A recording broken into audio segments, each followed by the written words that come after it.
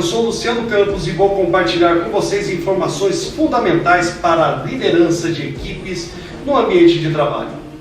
Primeiramente, vamos falar aqui como funciona a mente humana, porque para um líder que lida com pessoas, portanto, é fundamental que ele tenha esse conhecimento, primeiro, para conhecer a si mesmo, o seu próprio funcionamento. O autoconhecimento é fundamental para o líder. E depois, projetar esse conhecimento, conhecendo cada membro da sua equipe, algumas características marcantes. E dessa forma, ter na sua equipe uma equipe coesa, uma equipe motivada, uma equipe que esteja alinhada aos anseios, tanto do líder como da organização que nele confia.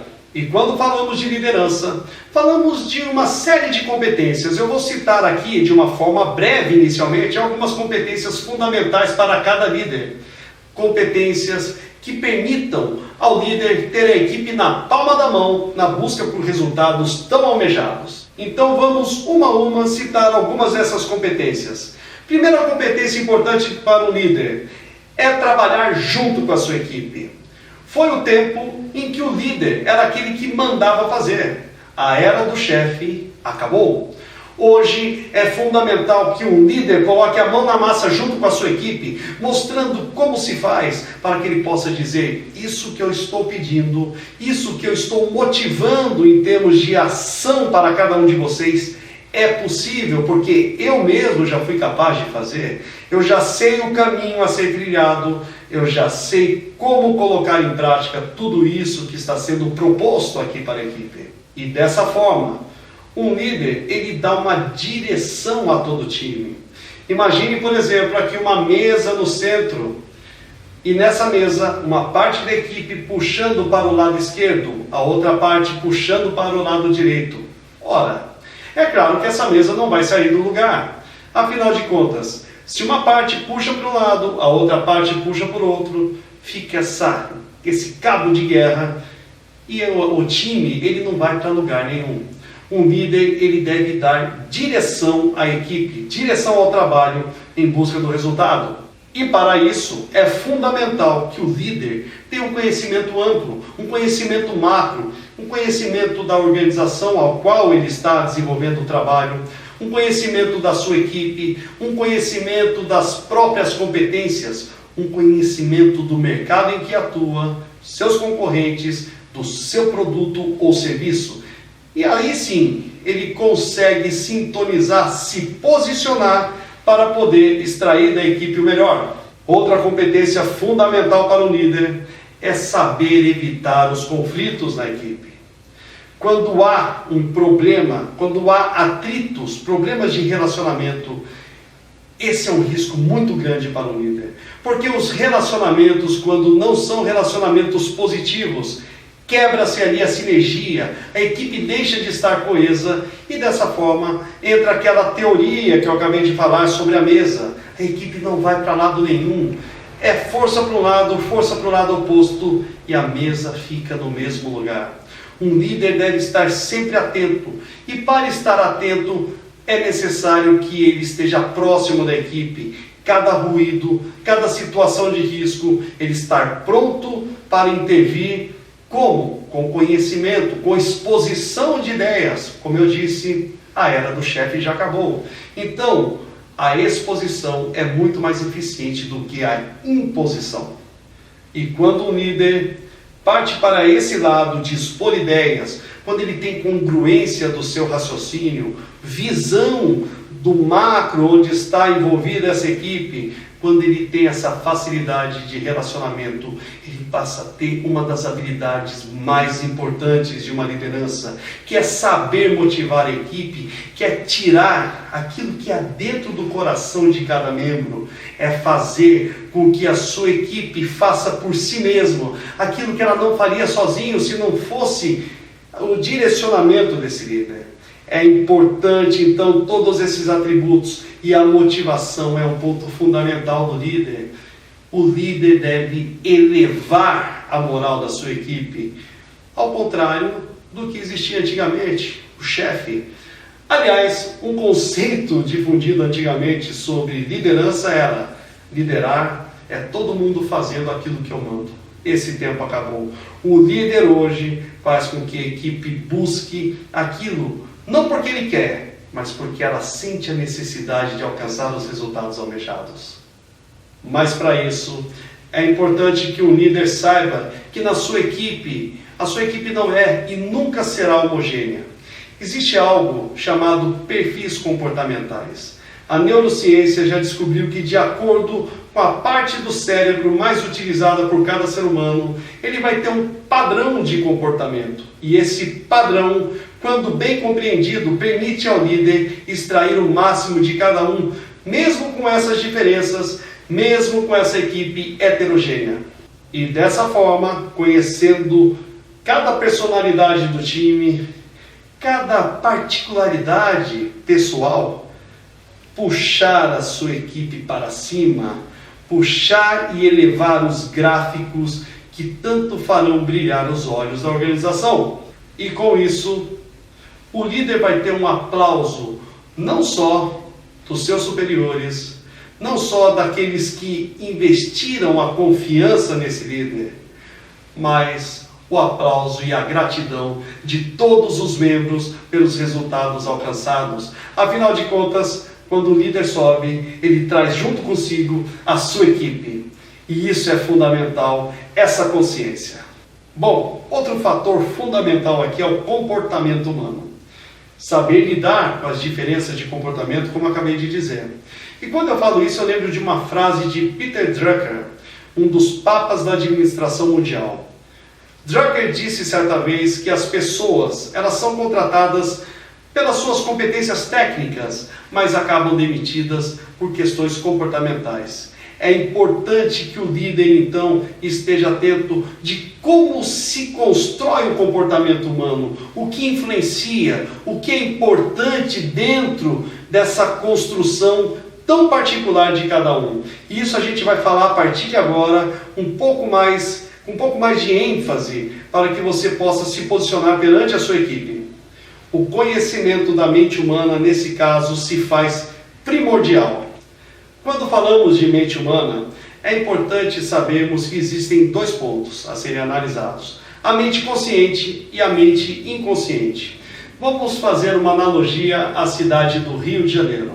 Aqui nós vemos o mar, vemos que acima do mar tem ali o Pão de Açúcar, a cidade maravilhosa, e abaixo do mar temos ali uma imensidão que não podemos enxergar, afinal de contas, só enxergamos o que está acima do nível do mar.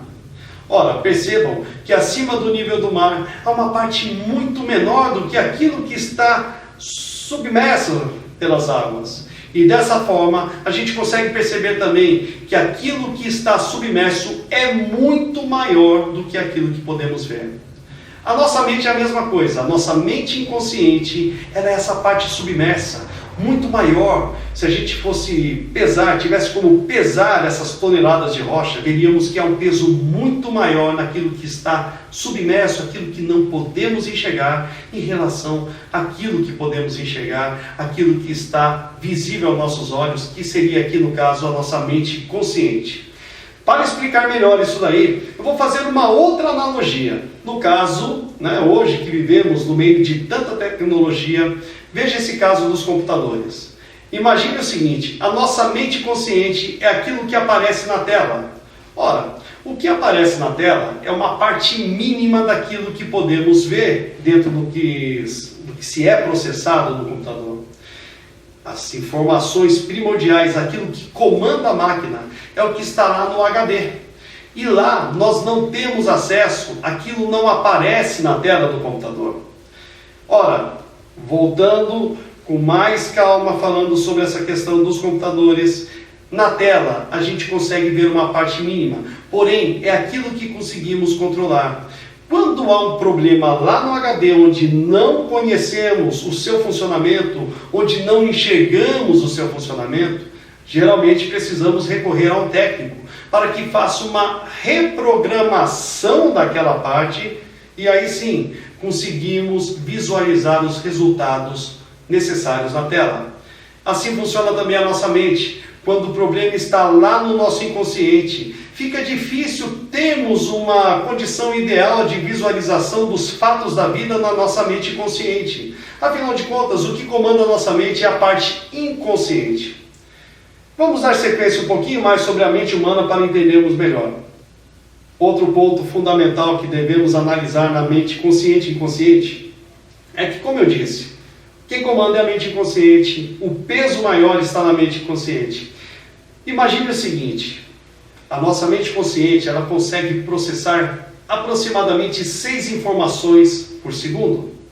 Então estamos aqui numa sala, imagine agora você numa sala, e você percebe o movimento de um colega de trabalho, você percebe alteração de alguma imagem na tela do computador, enfim, 6 informações por segundo. Já nesse mesmo período, a sua mente inconsciente percebeu aproximadamente 60 mil movimentos. Por exemplo, enquanto você está assistindo este vídeo, enquanto você está acompanhando essa palestra, talvez o seu foco consciente seja a tela, mas a sua mente inconsciente pode até ter captado um ácaro suicida caindo da sua escrivaninha, ou da mesa, ou de uma cortina, ou de uma janela. Enfim, a sua mente inconsciente captou algo que talvez você só tenha a revelação desse algo num momento de sono profundo. Outro ponto importante é que a mente humana ela não distingue o que é passado do que é futuro e nem do que é presente. Por exemplo, se acessarmos uma memória emocional do passado, trazendo para o presente questões que aconteceram lá atrás, mas que geraram uma comoção na nossa vida, é bem provável que possamos aqui desenvolver uma emoção forte, chegando ao derramamento de uma lágrima. Isso ocorre porque, como eu disse, a mente inconsciente, que é o que comanda todas as nossas emoções e ações, ela não tem noção do tempo. Da mesma forma, por mais que uma pessoa saiba que um determinado vício, no longo prazo, possa gerar malefícios para a sua saúde, ele também não tem esse controle, muitas vezes, para largar o vício. Por quê? Porque a mente inconsciente ela não tem noção do futuro, ela só quer dar o seu prazer imediato, aqui, já e agora. Outra informação relevante sobre a mente inconsciente é que ela não distingue o que é real do irreal. Por exemplo, veja essa imagem agora. Uma barata. Quantas pessoas sentem desconforto com uma imagem como essa, mesmo vendo aqui uma palestra online? A barata ela causa um certo asco na grande parte das pessoas. Esse inseto marronzinho que muitas vezes encontramos numa parede, com as asinhas prontas para voar na direção da sua próxima vítima emocional, acaba por causar ali um certo desespero nas pessoas. Agora imagine essa barata sendo esmagada. E ela sendo esmagada, sai aquele líquidozinho branco, sabe aquele creminho que tem dentro da barata quando ela é esmagada? Imagine agora esse creminho espalhado pelo chão, ela ali esmagada, enquanto você come um delicioso iogurte de coco. E você vai comendo esse iogurte de coco enquanto visualiza a barata esmagada e aquele creminho branco. Está agradável essa informação? Acredito que não. Então vamos mudar o foco agora. Vou mudar a imagem e talvez você se sinta um pouco melhor a partir deste momento. Isso, uma belíssima e suculenta picanha. Agora imagine essa picanha, você na mesa, pronto para saboreá-la, já sentindo aquele cheirinho agradável, aquela picanha suculenta com aquele filetinho de gordura. Enquanto o garçom vem na sua direção, se posiciona, você bem próximo dela, ele começa a cortar essa picanha. E essa picanha vem para o seu prato. Você pode escolher, pode comê-la puramente, ela já está no ponto, salgadinha, nem muito mal passada, nem muito bem passada. Enfim, ela no ponto. E aí você pode misturar com uma farofinha, vinagrete, arroz, aí fica ao seu gosto. E você pega essa picanha, crava o garfo nela e traz a boca e mastiga. Mastiga essa picanha com todo o seu sabor. Se você quiser, você pode até fechar os seus olhos enquanto imagina essa cena. Pergunta agora a você, deu água na boca? Tá aí uma prova de que se você gosta de uma bela picanha, a sua mente inconsciente fez com que você produzisse água na boca, mesmo sabendo que essa picanha nunca existiu, a não ser na tela do seu computador.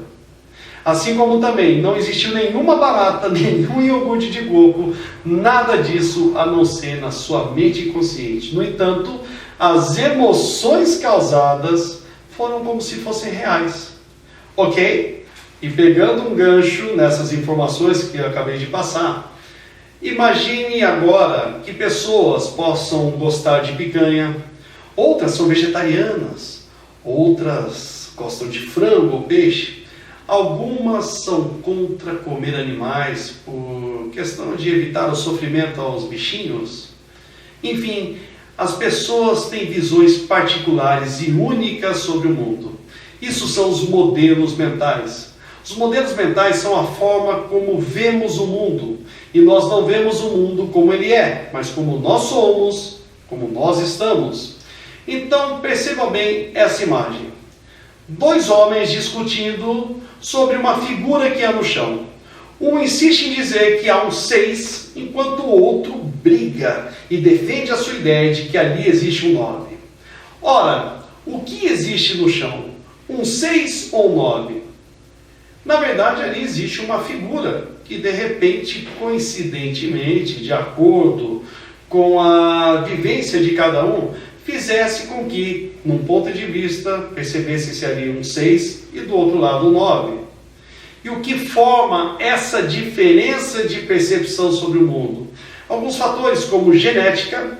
Por exemplo, nós temos pessoas gêmeas, né? Imagine dois irmãos gêmeos, vieram do mesmo útero, de repente do mesmo óvulo, nasceram no mesmo dia, criados na mesma família e com comportamentos inversos, antagônicos.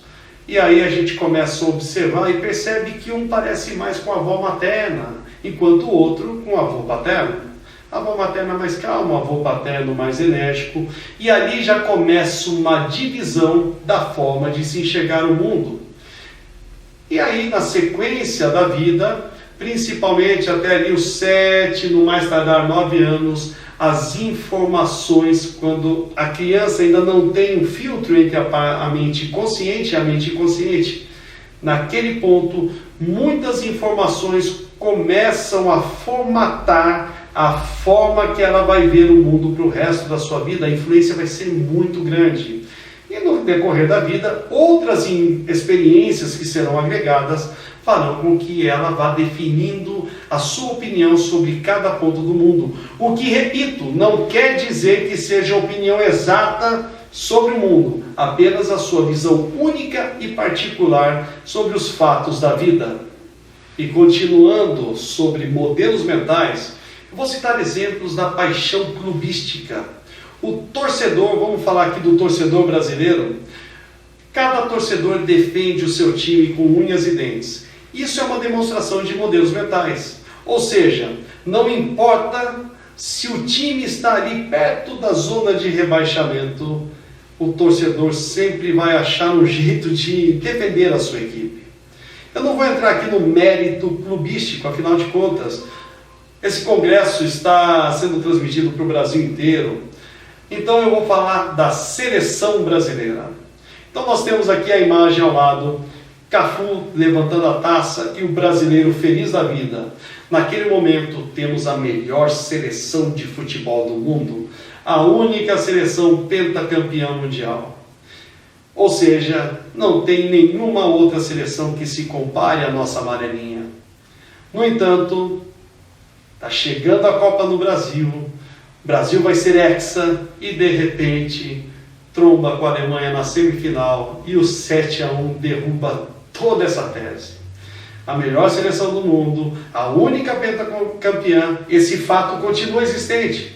Nenhuma seleção alcançou o Brasil, mas vá falar para um alemão de que o Brasil tem uma seleção melhor do que a da Alemanha. Acho que nem mesmo o brasileiro tem coragem. Isso é um modelo mental e ele pode ser mudado. Agora, quando falamos de modelos mentais, existe um modelo mental melhor do que o outro? Não, porque cada um vê o mundo de acordo com a única referência que existe para ele, ou seja, a forma como foi construído o mundo diante dos seus olhos, diante das experiências que essa pessoa foi adquirindo ao longo da vida. Agora, existe um modelo mental mais flexível, e aí é que está toda a diferença. Porque quando eu permito-me conhecer o ponto de vista do outro, eu passo a ter duas visões sobre o mesmo fato, enriquecendo o meu modelo mental. E como eu disse, a exposição de ideias é muito melhor do que a imposição. Quando eu defino algo como único e verdadeiro, me fechando para quaisquer outras hipóteses de visão, eu me fecho para a possibilidade do crescimento, para a possibilidade da ampliação do meu conhecimento perante esse fato. Então, por mais que tenhamos um modelo mental único e que tenhamos uma visão única sobre o mundo, que, repito, não quer dizer que o mundo seja assim, apenas é a forma como eu vejo o mundo. Quando eu tenho essa questão, mesmo assim, eu posso ser uma pessoa flexível. E quando eu sou flexível, eu amplio a possibilidade de que aquilo que pudesse gerar atrito pela minha inflexibilidade transforme-se em possibilidade de soma de conhecimentos e, portanto, de capacidades quando estou me relacionando, me comunicando com outras pessoas. E quando eu falo sobre modelos mentais, para concluir, eu gosto de lembrar que nem um gênio como Albert Einstein teve o conhecimento que você agregou na sua vida. Sabe por quê? Porque ele não viveu, não caminhou pelos caminhos que você caminhou. O conhecimento sobre a vida que você tem, que é causado por fatores genéticos e pelas experiências no decorrer da caminhada, na trajetória pela vida, esse conhecimento é seu e único, e isso faz imprescindível ao universo. No entanto, não se gabe. Esse conhecimento é 1 sobre 7 bilhões, ou seja, uma gota que forma o oceano. Uma gota importante, porém, a soma de todas as gotas realmente faz mais diferença do que uma única gota nessa imensidão. E dessa forma, quando a gente fala sobre isso, a gente foca nos relacionamentos, em conhecimento das pessoas para gerar uma melhor sinergia dentro da equipe. E eu sempre lembro isso. Cuidado ao julgar uma pessoa, afinal de contas, o seu julgamento diz mais sobre você do que sobre a própria pessoa que está sendo julgada. E entrando numa parte fundamental dos modelos mentais, essa composição que o forma, como eu disse, as experiências e a questão genética, vamos agora para o lado dessa questão genética. Vamos lembrar que temos aqui, como vocês estão vendo, o cérebro trino. O que é o cérebro trino? O cérebro dividido em 3 partes. Ou seja, temos o cérebro reptiliano na base, mais acima o cérebro límbico, e o que envolve a maior parte e que é o que nos difere dos outros animais pelo raciocínio, o neocórtex. O cérebro reptiliano, ele é responsável pelas nossas ações, ele é o instintivo. Já o cérebro límbico, ele é responsável pelas nossas emoções, o nosso sentir. E o neocórtex, ele é responsável pelo nosso raciocínio, as pessoas mais cerebrais, por isso esse nome. De acordo com a tendência de utilização maior de uma parte ou de outra do cérebro, as pessoas passam a desenvolver um determinado padrão de comportamento, um padrão de escolhas que serão fundamentais no decorrer da sua vida e também para a escolha das suas funções e profissões. Então vamos entender um pouquinho, a gente vai ver aqui alguns arquétipos de acordo com esse padrão, com essa área mais utilizada do cérebro, para entendermos melhor como tudo isso funciona. O primeiro arquétipo é o tubarão. Veja só, o chamado terror dos mares. E por que o tubarão? O tubarão, ele simboliza as pessoas que utilizam mais a base do cérebro, o cérebro reptiliano. E por quê? Percebem que o tubarão, quando ele foca na sua presa, não há nada que o desvie da direção do alvo, ele quer agora, já, essa conquista. Se a gente for falar do tubarão, a gente vai falar que o tubarão é movido a resultado, movido a ação. Quando ele decide algo, sai da frente, ele não quer esperar, ele não aceita negociar, ele quer o resultado. Isso daí nem sempre faz com que ele tenha o melhor resultado, mas desafiou o tubarão, deu para ele um prazo e uma meta, ele vai atingir. Ele não vai ficar tranquilo enquanto não conseguir isso daí. Só que, como eu disse, nem sempre ele vai ter paciência para esperar. Ele é aquele que quer o resultado de todo jeito e o seu foco está voltado para isso.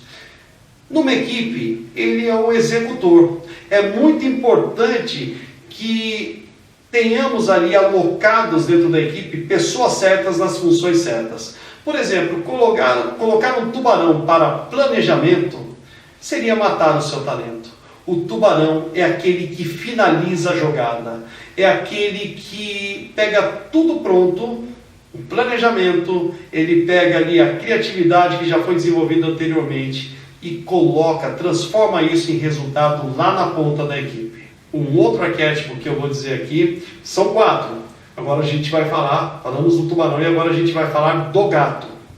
O gato é aquela pessoa que utiliza mais a parte da emoção, né? O cérebro límbico. Então, o gato, ele é muito emotivo. O gato, ele é aquele ser agregador, ele é de fácil comunicação, ele é aquele ponto agradável da equipe, ele é aquele que reúne o time. Por exemplo, vamos fazer um churrasco, vamos fazer uma confraternização, o gato é o primeiro a organizar, porque ele gosta de fazer junto, ele gosta de pessoas, ele gosta de se relacionar. No entanto, como eu disse, ele é muito emotivo e ele deve tomar cuidado com essas emoções.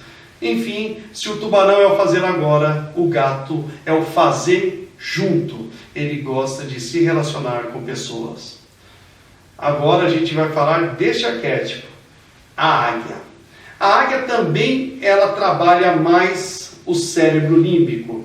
Mas a águia, ela é o cérebro límbico, enquanto o gato é o cérebro límbico mais para o lado reptiliano, a águia é o cérebro límbico mais para o neocórtex. Ou seja, a águia, ela está sempre vendo lá na frente. A águia é criativa, é o ser da criatividade. A águia, ela vive sempre no futuro, ou seja, ela é distraída para o presente. No entanto, quando ela tem que criar, quando ela tem que usar a sua criatividade, pode confiar, porque esse membro do time, ele cria, ele enxerga aquilo que os outros membros não conseguem enxergar. Portanto, esse arquétipo é fundamental como todos os outros. Enfim, enquanto o tubarão é o fazer agora, o gato é o fazer junto, a águia é o fazer diferente. Ela gosta muito de tudo que é novidade, de tudo que é diferente, por conta da sua criatividade. Para finalizar esses arquétipos, temos o lobo, que é o planejador. O lobo, ele é aquele mais sistemático, ele usa o neocórtex, ele é muito mais racional. O lobo, ele precisa aprender a lidar um pouco mais com as pessoas, ele gosta de tudo certinho, portanto, ele é mais confiável. Agora, o lobo, ele tem que tomar alguns cuidados. Por quê? Como ele gosta de se cercar de certezas para tomar uma decisão, muitas vezes ele perde o time da decisão. O lobo é aquele que, por mais que toda a equipe esteja vendo uma grande oportunidade, o lobo gosta de, vamos nos cercar de todas as certezas, pesar o pró e o contra. O lobo é aquele que não consegue pegar ou largar. Ele gosta realmente de evidências, de dados, de números para tomar a sua decisão. Se no caso temos o tubarão, que é o fazer agora, o gato, que é o fazer junto, e a águia, que é fazer diferente, O lobo é o fazer certo. Ele gosta de acertar logo na primeira, por isso ele se cerca de todos os cuidados para tomar a sua decisão. E quando temos esses 4 arquétipos dentro de uma equipe, esses 4 perfis, tubarão, que é o executor, o gato, que é o comunicador, a águia, que é a criativa, e o lobo, que é o planejador, a gente poderia compor uma equipe da seguinte forma: descobrir quais são os lobos, e vocês vão planejar aquilo que as águias criaram. O gato vai reunir toda a equipe para transformar esse projeto numa realidade, e o tubarão vai lá na frente executar e buscar o resultado almejado. Então, para um grande líder, quando tem esse conhecimento de que existe, de um lado, os modelos mentais, que nada mais são como a forma como vemos o mundo, e repito, o vemos não como ele é, mas como nós somos, como nós estamos. E existem os perfis comportamentais, que está relacionado à forma como utilizamos o nosso cérebro, criando padrões de comportamentos e decisões, e isso fora do nosso controle. Quando sabemos disso, criamos ali a percepção de que é necessário respeitarmos todas as diferenças, e não condenando cada um por essas diferenças, mas adequando, tirando o melhor de cada um para formar uma equipe coesa, com o máximo de aproveitamento, alocando as peças certas nas funções corretas para obter os melhores resultados. E dessa forma, respeitando essas diferenças, ampliar o poder da empatia. E a empatia, ela será fundamental para que o líder tenha a sua equipe junto de si na busca pelo resultado tão almejado. Enfim, falando sobre todos esses fatores, há uma dica particular que eu quero compartilhar aqui com vocês. Todos já ouviram falar de feedback, ou seja, feedback é dar um retorno, uma informação de volta sobre uma determinada situação ocorrida. Agora, o que eu vou falar para vocês, que mais importante do que um feedback é um feed forward. E o que seria isso? Por exemplo, um feedback a gente poderia resumir da seguinte forma: caro João, o resultado que você trouxe foi excelente, mas ele poderia ser melhor. Por outro lado, temos uma outra forma de dar um feedback. Caro João, o resultado poderia ser melhor, mas mesmo assim ele foi excelente. Isso são 2 formas de feedback, e por aí a gente já consegue ver uma grande diferença para o receptor, de acordo com a forma, porque a palavra mas, como vemos, ela tem uma importância muito grande ao anular aquilo que foi dito anteriormente. No entanto, eu vou falar agora sobre o feed forward. Imagine uma situação em que, nesse caso do João, o seu líder chegue para ele e diga: caro João, analisando aqui o seu relatório, eu pude perceber que você poderia detalhar mais o item A, o item D, F, G, H e I.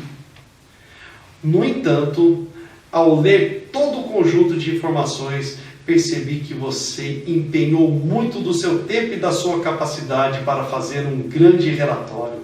Você está de parabéns. Eu não poderia esperar mais de um profissional como você. Então a única coisa que eu te peço é que faça essas pequenas correções e me entregue esse relatório que já está excelente. Muito obrigado.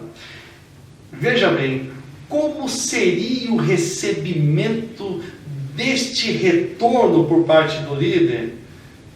Por parte, nesse caso, do liderado do João. Quando se recebe um feed forward, mesmo tendo pontos a serem corrigidos, o profissional sai dali engrandecido, motivado para fazer o melhor e ampliar as suas capacitações em prol de toda a equipe. Feed forward é fundamental para o líder ter a equipe na palma da mão. Enfim, diante de todas essas informações, o líder só tem uma coisa a fazer: deixar a zona de conforto de lado, pegar a sua equipe pela mão e liderá-la em busca ao topo daquilo que se espera de cada um, ao topo daquilo que a organização confiou a esse líder. Lembrando que existe um alvo, existe um foco, existe um resultado a ser alcançado. E esse resultado, este alvo tem que estar muito claro para o líder. É aquilo que eu costumo dizer, eu gosto muito desta frase: a estrada chamada algum lugar leva a uma cidade chamada lugar nenhum. Então o líder deve saber onde quer chegar, senão qualquer lugar basta. Mas quando ele sabe onde quer chegar e tem a equipe pronta a colaborar para este sucesso, ele vai, conquista e leva todos ao resultado que todos gostariam de ter. Enfim, agradeço a sua participação aqui no Congresso Brasileiro de Desenvolvimento Profissional. Espero que todas essas informações venham agregar muito a você que está galgando posições na sua carreira, como também a você que já é um gestor, que já lidera uma equipe. Aproveitando para fazer um convite para que visite a nossa fanpage no Facebook e dessa forma se mantenha atualizado sobre os nossos cursos corporativos, vivenciais, de formação em programação neurolinguística, onde poderemos estar juntos realmente, desenvolvendo todas as capacidades que com certeza já residem dentro de você. Será um prazer enorme estar presente com vocês. Muito sucesso e obrigado!